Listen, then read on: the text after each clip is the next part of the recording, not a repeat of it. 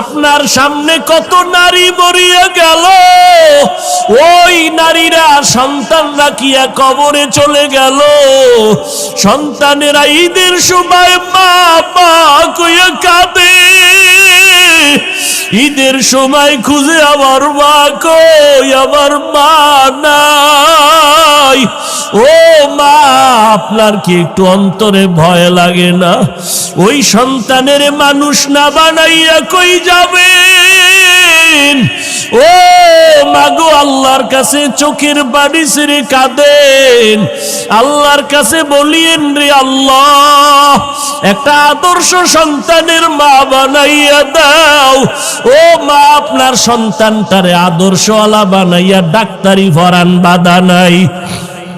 আপনার সন্তান যদি এমন হয়, আপনার সন্তান স্কুল কলেজে পড়ে কিন্তু এলাকার মানুষেরা বরদোয়া করে, আপনার সন্তানের ব্যবহারটা এত খারাপ, এলাকার মুরব্বীরা বরদোয়া করে মরিয়া যাওয়ার জন্য, আপনি এমন সন্তানের মা হইলেন যেই সন্তানটার ব্যবহারে এলাকার সবাই বেজার, আপনার সন্তানের ব্যবহারে সবাই অতিষ্ঠ হয়ে গেল।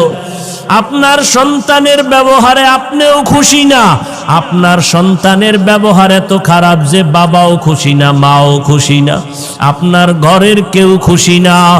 ও মা, এমন একটা সন্তান যদি রাখিয়া যান, এই সন্তানের বরদোয়া মানুষে করবে, আপনারাও কবরে গিয়া শান্তি পাবেন না।